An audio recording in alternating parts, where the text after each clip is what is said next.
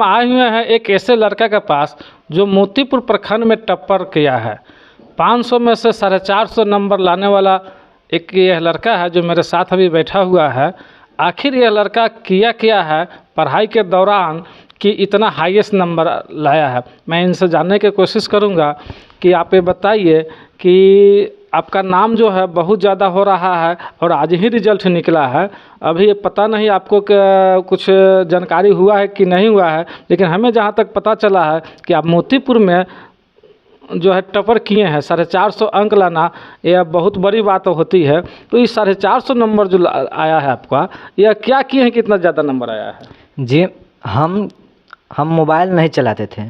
जब मेरे घर के लोग सो जाते थे तभी भी हम पढ़ते थे। 8-9 बजे तक पढ़ते थे। 8-9 बजे रात तक? जी। और सुबह में 4 बजे उठकर 1 घंटा पढ़ते थे। फिर 5 बजे से कोचिंग मेरा था। श्री रामपुर में एक त्रिमूर्ति कोचिंग सेंटर है, वहाँ पे हम जाते हैं। उनके सर है अरविंद सर, वहाँ पे जाते थे। फिर वहाँ से 7 बजे आते थे। 1 घंटा मुंह फ्रेश होते थे, उसके बाद खाना खाते फिर पढ़ने लगते हैं। अच्छा, बहुत सा ऐसा गार्जियन है जो अपने गार्जियन के कहते हैं कि हमको मोबाइल ख़रीद कर दीजिए, हम मोबाइल से पढ़ेंगे। तो आप मोबाइल से नहीं पढ़ाई किए? नहीं, हम सोचते हैं कि मोबाइल से अगर पढ़ने बैठेंगे तो मुझे लगता है कि अगर मैं मोबाइल से पढ़ने बैठूंगा तो मुझे इंस्टाग्राम में इसे रील आजकल देखता है बहुत लोग, तो उसमें मैं उलझ जाऊंगा। इसलिए मैं मोबाइल से पढ़ने से अच्छा सामने सर से पढ़ने का अच्छा सोच रहा हूँ।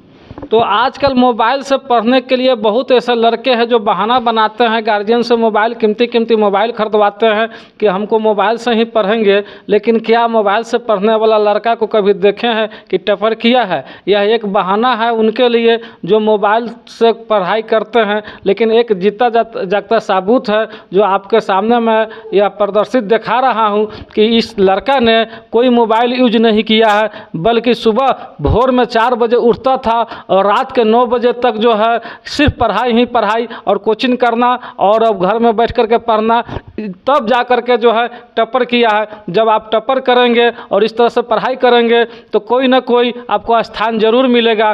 तो आगे अभी मैट्रिक की आप परीक्षा दिए हैं, आगे जो है कहाँ तक पढ़ाई करना है आपको? आगे तो बस मैं सोच रहा हूँ कि डीएम बन जाऊँ, पर उतना तक अभी सोच रहा हूँ पढ़ने का। डीएम बनने का मेरा सपना है। तो डीएम बनने के सपना है, मतलब जो है डीएम बनने के लिए जो है ग्रेजुएशन करना पड़ेगा बहुत। इससे भी आपको कठिन परिश्रम करना पड़ेगा, तब जा कर के आप डीएम बनेंगे। तो ये कठिन परिश्रम करने के लिए क्या आप गांव में ही करेंगे या गांव से बाहर निकलेंगे? कठिन परिश्रम के लिए जहाँ पे देखिए अच्छा पढ़ाई जहाँ होता है तहाँ लोग खींचे चले जाते हैं।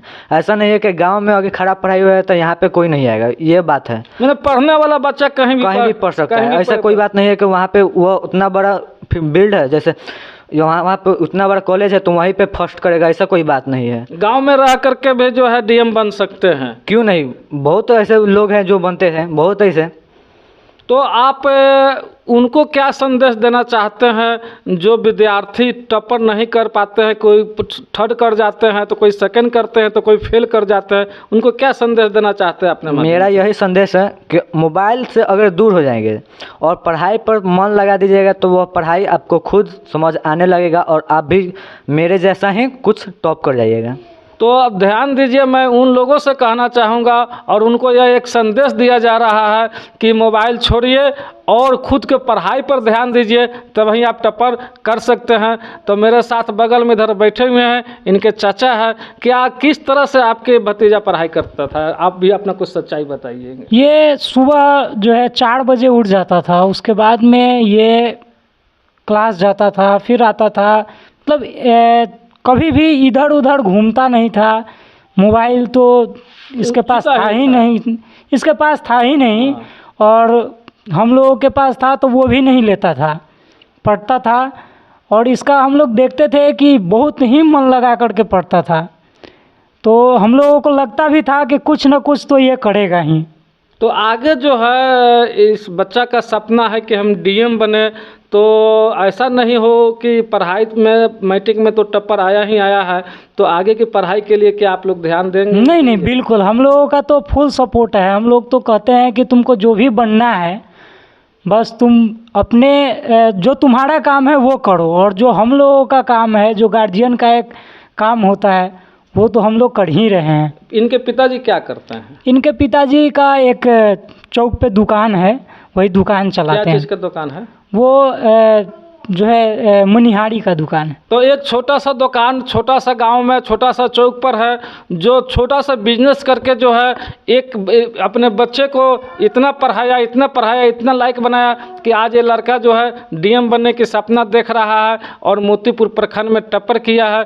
तो उन बच्चों से मैं यह कहना चाहूँगा कि आप लोग भी इनके जैसे बनिए और पढ़ाई कीजिए, मोबाइल पर ध्यान मत दीजिए, क्योंकि ये भी एक गरीब के लड़का है। एक छोटा सा दुकानदारी से बच्चा, इनके माता पिता जो है किसी तरह तभी पढ़ाया लिखाया जब ये लड़का पढ़ने में तेज था। तो आप लोग को मैं यही कहना चाहूँगा कि अपने गार्जियन को आप झूठा मत बनाइए, गार्जियन को ठगिए मत, क्योंकि अगर आप गार्जियन को ठगते हैं तो यह गार्जियन नहीं ठगाएगा, खुद आप ठगा जाएंगे। इसलिए गार्जियन तो यही चाहता है, माता पिता यही चाहता है कि हमारा बच्चा पढ़ लिख कर को नाम रोशन करे। तो आप भी इनके जैसा बनिए और पढ़ाई में ध्यान दीजिए। मिलेंगे फिर इसी तरह अगले वीडियो में। कमेंट करके ज़रूर बताएंगे कि इनके लिए आप क्या संदेश देना चाहते हैं। जय हिंद, जय बिहार।